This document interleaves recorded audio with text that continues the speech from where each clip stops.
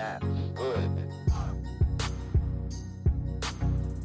Welcome, everyone, to Season 4, Episode 140 of the Premier Pod. I'm your host, Yash Bika, joined by my co-host, Tyler Chan. In this episode, we've got kind of a shortened one for basically our normal episodes, a shortened episode of the pod. But this one, we wanted to keep it pretty simple, pretty basic, but all focused on the Manchester United-Liverpool match that happened on Tuesday, just because, as you all know, I'm a Manchester United fan and Tyler's a Liverpool fan, so it's kind of been known as like the Premier Pod Derby. So we wanted to keep this episode pretty simple and have it focused around these two clubs and like that matchup that obviously ended up going favorably towards Liverpool's side, and then Manchester United obviously suffered a huge defeat during that game. But yeah, I think that was pretty much expected. Before like we get really into it, I think that was a result most neutrals expected, just because United have been struggling pretty much this entire season. Liverpool have just been a juggernaut that just keeps on rolling like throughout the entire season. And it's just two teams coming in two different forms. And obviously, the team that was in the better form played like the team that was in better form. And Manchester United played like a team that was struggling, that has been struggling all season. And they just definitely showed their leaks and cracks throughout that entire game. So it was a pretty dominant Liverpool display. And yeah, Liverpool ran away with that game. There's not much you could do. I mean, I'm still a little surprised just based on the result because usually in a big game, I feel like form and things like that, although it's notable, it's very likely that it could just be thrown out the window because it's like you're just there for the occasion. You know, we're playing at Anfield. It's one of the biggest rivalries in all of the Premier League and all of England, really. So it's like two of the big juggernauts kind of going mano a mano and seeing if Manchester United can go for those top four positions while Liverpool still can fight for that Premier League title. And I'm not gonna lie, that Manchester United starting 11 that was put out, it didn't feel like a very competitive lineup, if I'm being honest. I'm surprised, like Phil Jones, for example, got a start in this one. Phil Jones, a man who barely played in like the past several years regularly, gets to start in one of the biggest games of the year. And Yeah, he started over Bailly. Ralph Ranieri said it was either him or Bailly, and he chose Phil Jones. I mean, that just kind of shows the. I mean, it just shows a pecking order and kind of like where the manager values certain players. Also Ronaldo. Unfortunately, sad news for him, but he wasn't available to play because a day before on Monday, he announced that him and his wife announced that their baby twin or baby son passed away recently, or passed away that day. So obviously, like emotionally, it just wasn't going to be available to play. And it was cool seeing the Anfield crowd and Manchester United crowd all combined to give him basically a warm applaud, even though he wasn't there, but just giving him a warm reaction in the 7th minute. Both supporters kind of combining in that fashion. That was cool to see. But yeah, obviously Ronaldo not being available there, United were kind of left with playing Rashford and Alenga up top. Jadon Sancho was kind of rested. It was just a new formation because obviously if Manchester United tried to go mano a mano with Liverpool, it's the way Manchester United, I guess, envisioned themselves they want to play, they just would have gotten picked apart easily, like super easily. I mean, you saw Norwich pick them apart very easily. So I think Ralph Ranieri tried to play a little bit more defensively, and I guess obviously the players are just shot out of confidence that it was just so easy for Liverpool to pick them apart. I think it got a little bit better in the second half when instead of going for a back three, he went for a back four. He put Jesse Lingard in. I mean, it got a little bit better when Jadon Sancho came in. He proved a little bit of a threat for those opening 15 minutes in the second half. It looked like Liverpool kind of switched off a bit, and it looked like United could create some dangerous chances. But obviously, Liverpool kind of woke up again and just kind of went full throttle. And once they got the third goal, it was just kind of lights out. And then the fourth goal just came by subsequent of the third goal going in type thing. yeah. And also, before I keep going, to my condolences to Ronaldo's past son. That was so rough to even hear, like especially just out of the blue. I didn't even know what was going on, and then I didn't know until the game itself. And I feel like that kind of did rattle most of Manchester United as well, like that starting 11, because y'all were actually coming off like a pretty big high, just because Ronaldo, he scored like a banger that free kick against Norwich. So I feel like they're kind of getting off the high from that, and I thought that would be able to something that they can kind of rally behind and kind of push through. But Hmm. it was kind of rough hearing all that news kind of right before the game, kind of mentally. And I mean, it's never easy, and also especially just on top of that, having the pressure playing at Anfield as well. So I mean, this starting 11, they're kind of just thrown just into the deep end, just straight up, and they didn't have Ronaldo there to kind of help them. But Hmm. I mean, it was pretty dominant from Liverpool. I'm not gonna lie, it was surprisingly dominant, and especially like this year in general, because I believe the last reverse fixture at Old Trafford was 5-0. So I think this is, I read a statistic that this is like the biggest deficit that Manchester United has had in both games combined in one season against one team. I think in either the history or like many years, or something like that, or at least in the Premier Yeah, League it was era. Premier But League history. Yeah, 9-0 is like the biggest deficit they faced between two fixtures by the same team in Premier League history. So it was a pretty historically terrible two fixtures for Manchester United mhm. when it's So come facing Liverpool. I mean, so they're basically on a tail or a, a tale of two tails, I guess. Liverpool going up Hmm. while Manchester United kind of, as we kind of been mentioning most of the season, kind of going down. But it's kind of interesting too, because this is also one of the first big matchups between like Ralph Rangnick and Jurgen Klopp, like the godfather of the Gegenpress and the man himself who kind of lives off the Gegenpress, Jurgen Klopp. So it's Hmm. kind of weird how like the Padawan almost did so well against Manchester United, and I feel like the energy for Manchester United also just wasn't there too. It's just like I feel like in order to do this particular tactic, this particular play style, you have to just bring the energy. You have to bring that nonstop relentlessness. And I just felt like Hmm. Manchester United just, they're just on like the back foot. And that was one of the main criticisms too, where it didn't really feel like the motivation was there for the players until uh the Tunisian youth player, I believe is like Hannibal. I can't pronounce his last name. He Yeah, just had like some big memory. hair. Yeah, Yeah. And I Hannibal didn't know memory. who he Yeah, he was, came on. but he He came on for 5 minutes. Did more. He showed more effort than probably half the squad did. Like 90% of the Mhm. squad did the entire game. It Um, was so random though, kind of seeing. I had no idea who he was. He came on to his big game. He was kind of hot headed, I would say. He got into the faces of like every single Liverpool player he could get into, and I feel like he yeah, directly contributed to them conceding a goal also near the end too. So I don't know. I feel like he kind of lost the plot a little bit, but at least surprisingly, Manchester United kind of saw that as like a positive, where it's like it looked like there's finally someone who cared on the pitch, whereas everyone else just kind of there. But yeah, I mean, I mean, yeah. what did you think about this the squad in terms of just how they kind of reacted to it, everything? Yeah, I mean, I think it's been pretty. I mean, when they've faced Manchester City and Liverpool this season, they've just looked so off the cuff, like miles below both City and Liverpool in terms of just quality, effort, cohesion, everything you could think of. Like United have been, far, far, far below them in pretty much every statistical category and everything. And there was even a statistic like Alisson had a better pass accuracy, more passes than United's entire midfield, which is just pretty shocking. I mean, United's midfield was completely silent or just there, it was not there.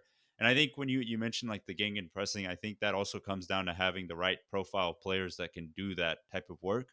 Manchester United unfortunately just do not have those type of profile players that fit that type of profile that can just put in the shift of doing a pressing style every game or doing it for a 90 minutes or close to 90 minutes as possible.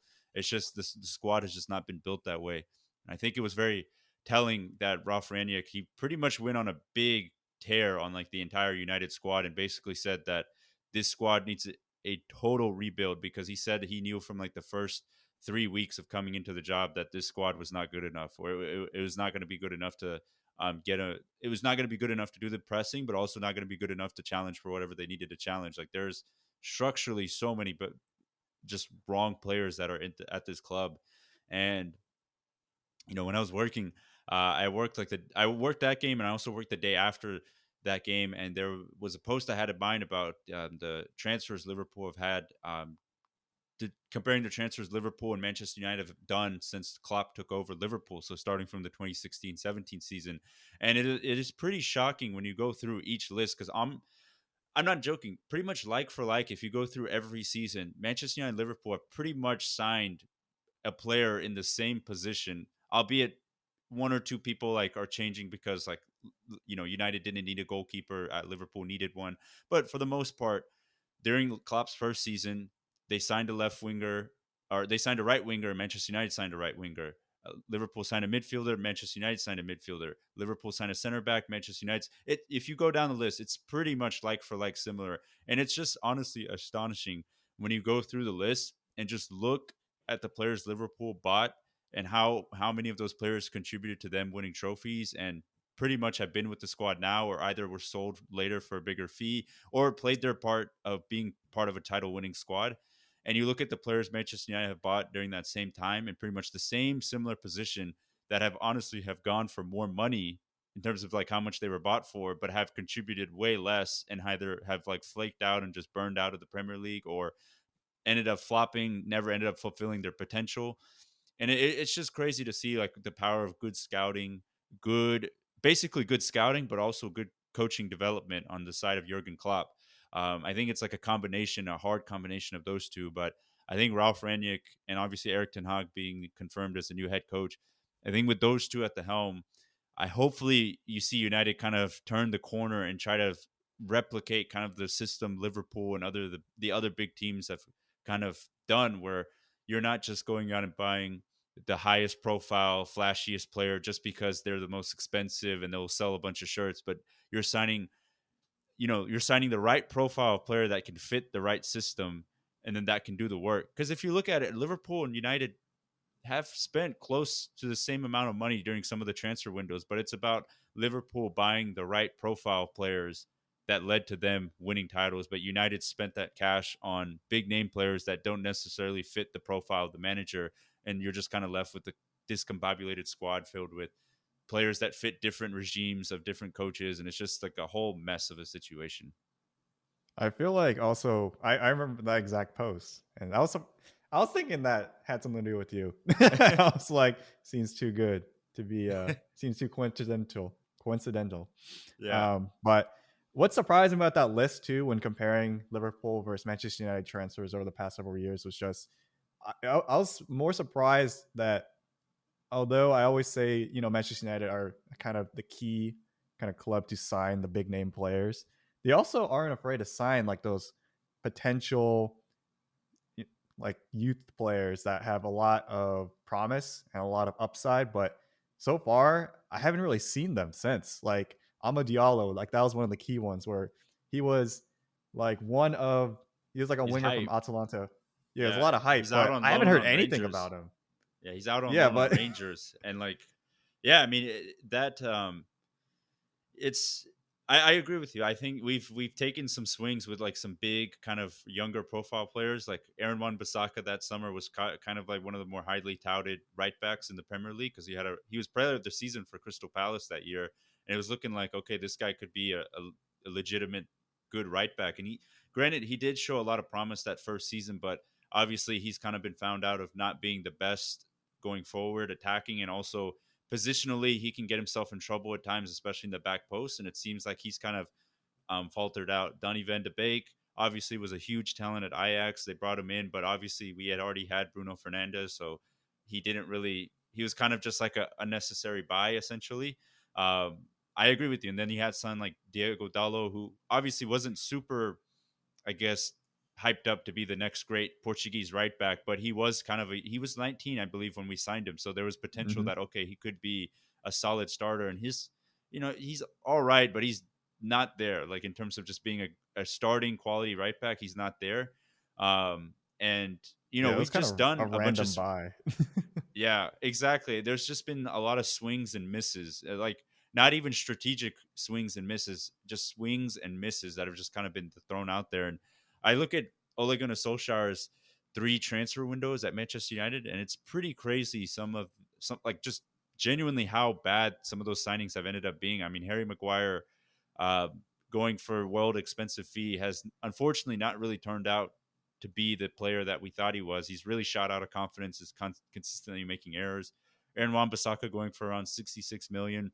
Obviously, as we know, hasn't really panned out that well. Dan James, honestly, could be seen as like the only positive because he was sold as a profit to Leeds, so that's one good thing there. But that second transfer window, getting an aging Edison Cavani, a Palestri that was a young kind of hopeful buy, project player buy, Amad Diallo, another project player buy, um, Donny Van de Beek obviously was just kind of like a extra resource there, wasn't really needed. Alex Telles has proved to just be kind of like just really just like an okay squad player, not really a starting left back quality.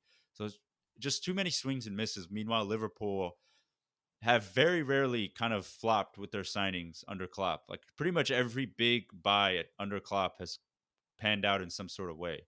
Very rarely have they flopped on a player, and even if they do flop on a player, it's usually for like an Ozan Kabak who comes in for like a very small like loan fee, and he's just there like for a temporary stay, and then he's out.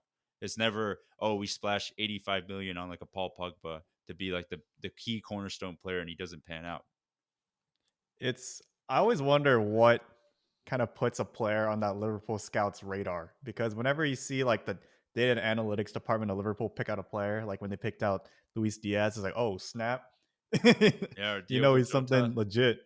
Diego Jota as well. It's just like, you know those players are good, but then once they get like selected, once like Liverpool is like, we want you, it's like, all right, something special about them. It's like, what do they find? And then once they come to the club, it's something different. It's like, dang, how did like other clubs knew, but like Liverpool just knows like, all right, this is definitely the player, no doubts about it. And I mean, that's just been going on ever since like, Sadio Mane, Salah, Yeah, Van Dyke, like the list goes on. But Wijnaldum. I actually have a yeah, Wijnaldum as well. But I actually have a question for Harry Maguire, because he was a player that even I was kind of saying is like Liverpool, they needed a center back at the time. Is like he was like one of the most hyped center backs, but then Hmm. like I always like to say Liverpool they usually don't buy like the most hyped player, like the player with like the most kind of you know Yeah, like they wouldn't be going voices for talked Declan about. Rice. Yeah, they like Yeah, it's Liverpool would not be linked to Declan Rice. Like they'd find like a cheaper alternative or like a different midfield option. Like it's never, if you think of the most hyped player, Liverpool usually aren't the ones linked to him. Like a Declan Rice, no. Yeah, and like the list goes on. They're usually not linked to those type of players. so I like on top of that though, like it was a lot of pressure just on top of that for Manchester United players coming into the club, because they got the hype, they got the name, they got the price tag put on them. But Harry Maguire in particular, he's the captain. He was like one of like the most expensive players that Manchester United had ever purchased.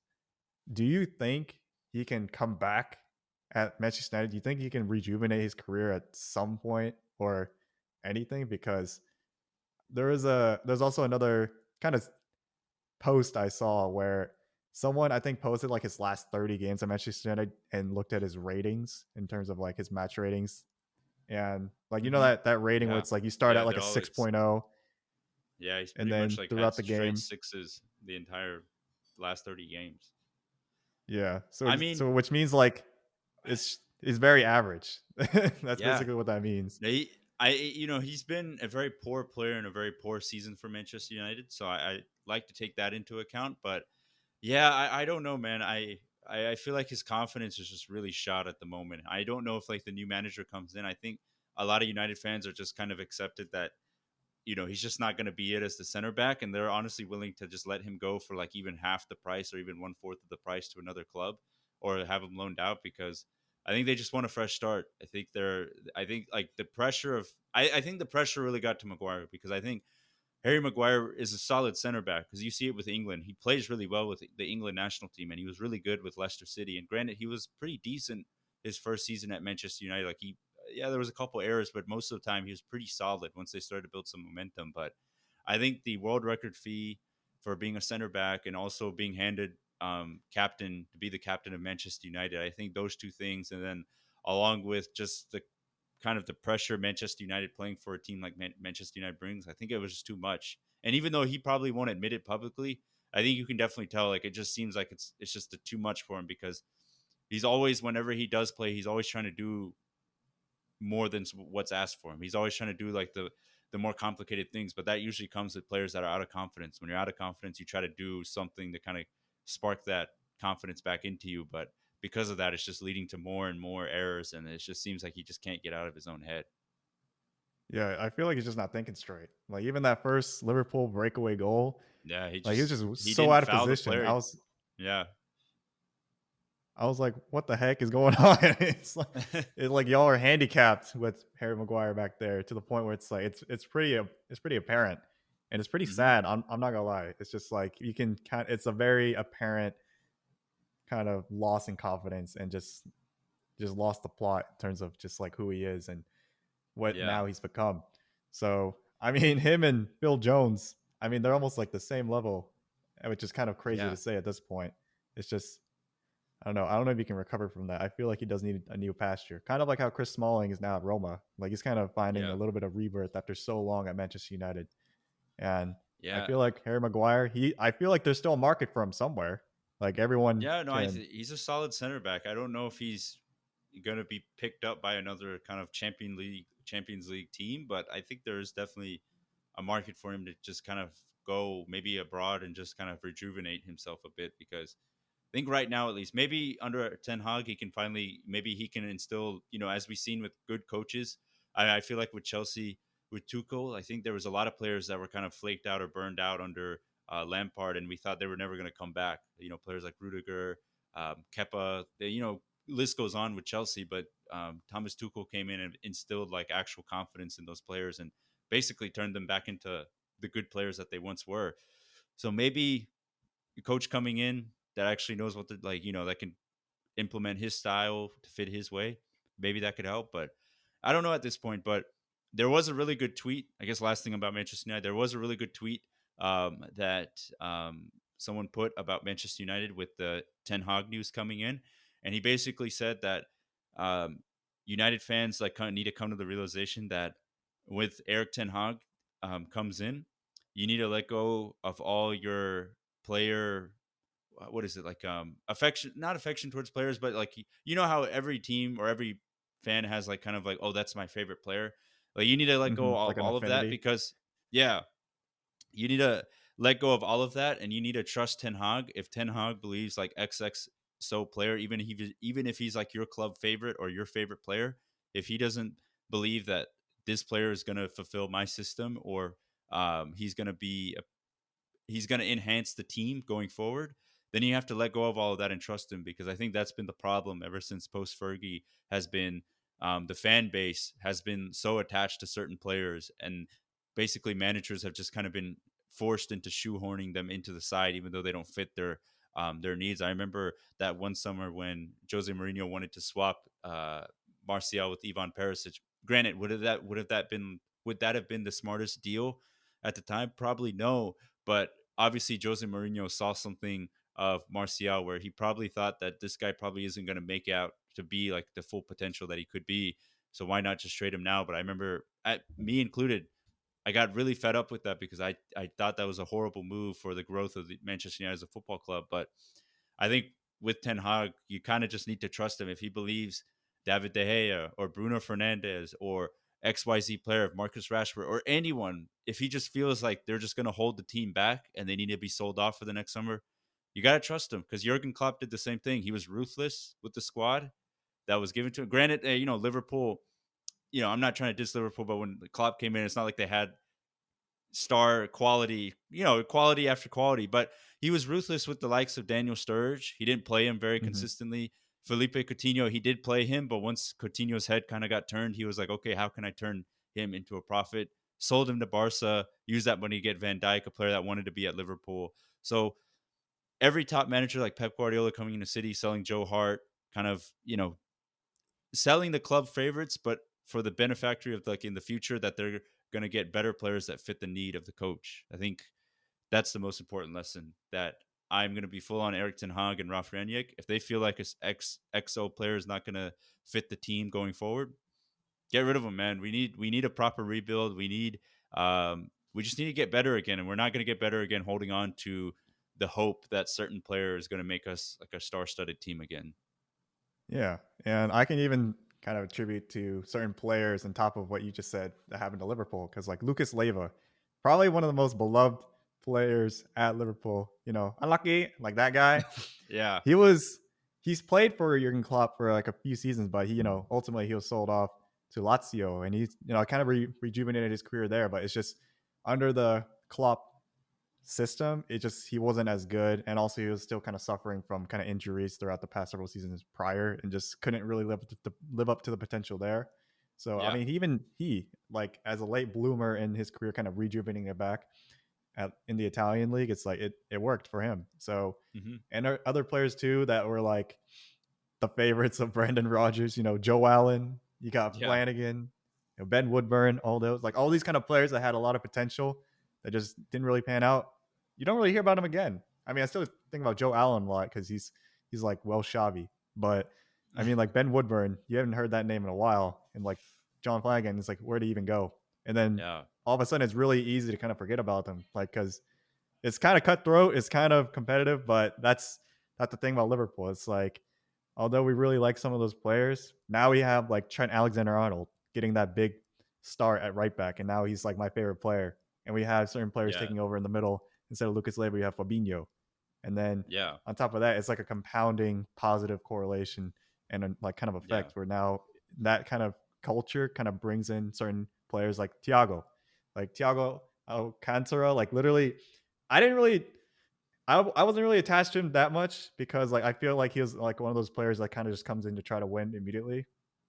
I'm not sure if he really had the affinity of the fans being like, does he really care? But I mean, after he's been at the club for a while now, it's like he's starting to grow on me, and like that quality is something it's like you can't really get unless you have like the right culture to attract these certain players. So I mean, and he was brought in for a pretty low transfer fee. It was like mid 20 million pounds, somewhere around there. So I mean, he's proven his worth. Yeah, and on top of that too, a lot of these players, I think we kind of mentioned in several pods too, it's like they have been at the club for years now. Like Sadio Mane, Mo Salah, and like Mo Salah. Like they kind of mentioned in one of the post-game interviews recently against Manchester United that they have this kind of affinity or like this kind of chemistry now after just playing for 5 years. Like that one beautiful pass from Mane to Salah, like that's just something that kind of came out from just having that one-to-one connection after playing so long. And I feel like with Manchester United right now, there's not really that kind of chemistry amongst the players to really kind of make those kind of connections and to really just kind of know what everyone else is thinking. It's just like, they're just there playing for a big club, getting big checks, and it's like they're chasing the check, but rarely do you see them really playing for the badge. I feel like it's kind of cliche to say, but it's just like this kind of game kind of depicted that a lot, where it's like you have two successful teams historically, but it's just like how the cultures really have turned in like the past several seasons. Yeah, I agree. I think you hit the nail on the head there because, I think as you being a Liverpool fan, I'm sure like when Klopp made those big decisions to let go of maybe some fan favorites or club favorites, it did hurt probably a little bit in the soul. You're like, he's going away, but I think in the future, in the long run, it ended up working out for you guys, and I think that's unfortunately. I hope that happens I hope it happens at Manchester United because he needs like Erik ten Hag and Ralf Rangnick. They need to be ruthless and let go of players. If just because they're club favorites doesn't mean they have this immunity to just stay onto the team as long as they can. You got to go. If you're not part of the system, you got to go. But yeah, that's kind of Manchester United, just a mess. But Erik ten Hag being the official head coach now for next season, hopefully that will mean some exciting times in going forward. It's going to be a long rebuild, but hopefully this rebuild they can finally get it right and get back on the right track. But yeah, Liverpool, man, they're continuing to roll and they have their eyes on a quadruple, which hopefully does not happen for my sake. I want to see one quadruple in my lifetime. This is a pretty good chance of it happening. And it's kind of crazy to even say, even like 5 years ago, I was like, I just want to see him win one of each trophy at least once. And they're doing it pretty quickly now. Win a trophy again. They haven't won a tropy. Do the Audi Cup in the summer. You got all those. Don't forget about those. That's the start of something. But I mean, geez, it's I don't know. People always say it's like I keep hearing this argument, or it's like I had a friend of mine tell me it's like it's kind of great seeing Man U kind of down right now. I'm like, I don't know about that because like you see like Everton right now being down at Liverpool. If they hypothetically get like relegated, then Liverpool kind of lose a rival. They lose one of those big games. They lose one of those kind of motivators because even when you think about it, Messi and Ronaldo when there was Barcelona versus Real Madrid, with Messi at Barcelona and Ronaldo at Real Madrid, I don't think we're going to see two players kind of match up with each other and be as competitive maybe in our lifetimes, kind of like that, and live up and just shatter so many records just because they keep pushing each other. And that's kind of how it is with Manchester United and Liverpool, because I feel like with Liverpool holding like the most Premier League titles for so long, and then Manchester United finally catching up and overtaking them, that kind of pushed Liverpool to be like, all right, we can't be settling for this. We got to like turn it around, bring in Jurgen Klopp, change the culture, change the club, and then now they're back on top. And then I think like that push, that kind of pressure could bring Manchester United back and kind of keep each other kind of focused out. Because like, you know, I know it's rough for Manchester United right now, and it's good to be a Liverpool fan. It's like, how's it feel? Or imagine being us. That's a banner I saw during the game. Imagine being us. And it's good times, but you know, the good times are here for a little bit, but we'll see how long they can stay. And it's kind of like game by game, season by season. But I mean, I don't think Manchester United, given all like the history and the rivalries and just like the infrastructure there, as long as like a new culture comes in, I think they'll bounce back. But it's just right now, this hole they're in, they just keeps digging deeper. And I mean, I think this rivalry kind of keeps going because this what makes a rivalry special is just like it being kind of like 50-50. If it's always like Mhm. one person, one team, one person always coming up on top, is like it's not really a competition. It's Mhm. like UGA versus Georgia Tech right now. Yeah, when it's It's just like lopsided. at least in football, yeah. But I mean, back in like maybe even 10 years ago, it was a lot more even. But now it's like Mhm. it's like why even watch the game? So that's Yeah, kind of I how mean, it is. it's just gotten, yeah, it's gotten to that point where Manchester United kind of like the lowest of the low at this point where they can get, and now it's hopefully they get this rebuild right where maybe they can start being competitive again in those big games and also competing for actual trophies and just kind of getting back to the club they once were, because post Fergie it's just been a mess, and hopefully I'm hoping, as every Manchester United fan are, that they made the right decision. I believe they did, getting Ten Hag and going full on with him and Ranić at that realm, and just letting them have the keys and letting them do the work that they've shown they've done with other clubs and other teams in the past, and just seeing what happens from there. But we'll see what happens. But yeah, Tyler, Liverpool, dominating victory over Manchester United. I don't know if you had anything else with Liverpool or any. I guess not even have to do with the game, but anything else with Liverpool as like close it out, close out the show. I mean, yeah, I can probably go and talk about just like a few things, but I think I'll probably mention it in like a future pod because I wanted to talk about the Man City and FA Cup matchup this past weekend, but I'll kind of save it for the next pod just to kind of keep this one the Premier Pod Derby exclusive. Kind of keep it all in one thing. But I Yeah. mean, it's good to see the dub. I'm not gonna lie, but it's just like I know kind of I'm like, I got to feel for my boy Yush. I feel bad for him too, though. It's like I usually don't talk trash because I kind of know how it's been. It's like I've been in your shoes, Yeah, no, but I'd it's much rather be right here right now. I'm not gonna lie. yeah. I mean, it helped a little bit that I was working the game, so you can't. It's hard to get too sad when you're working, but yeah, it's just brutal. The whole season's been a mess. Watching Liverpool dominate United, like watching Liverpool and Man City dominate United twice in both fixtures in the Premier League. It's rough, and it's just unfortunate because you could just tell when they're playing. It's just like they can't even get a touch of the ball, or they can't even string together 4 or 5 passes, and it's sad when I was like me and every other United fan genuinely got excited when Sancho shot finally got a shot on target in like the 60th minute, and that was like Manchester United's first shot on target, and every United fan were screaming like they just scored a goal, and that's just the state of things at the moment. It's gotten that bad. It's, as you said, it's like a tale of two teams right now. But I mean, we'll see. Like, Yeah. you kind of anticipated though. It's like if Man U don't really finish the season well, it is to their benefit. So Yeah. Maybe it's all part of the plan. It is all part of the plan. I mean, not gonna lie, Phil Jones starting, kind of sus. Such a big game like this is like, all right. It's like, that's kind of disrespect. It's like, you're really starting Phil Jones against us? Come on. And then bringing on Hannibal, man, what the heck? So yeah, it's funny. He came on angry. He did. Oh man.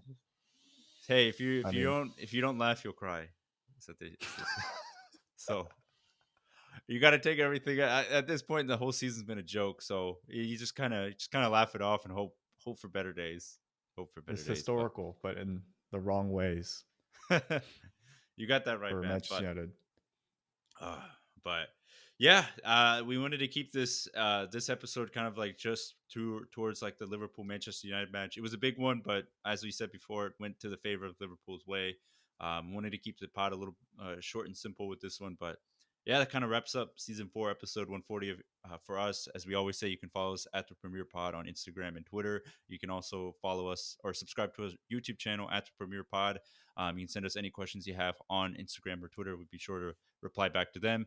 If you listen to this show on Apple Podcasts, please make sure to leave us a rating and review. It helps us get noticed and bumped up to other people. If not, if you want to share it with someone that is a friend or a friend of yours that is a fan of Premier League or soccer in general, that would definitely be a great help to us, and we appreciate any help we can get it. So once again, thank you guys so much for listening to episode 140 of the Premier Pod.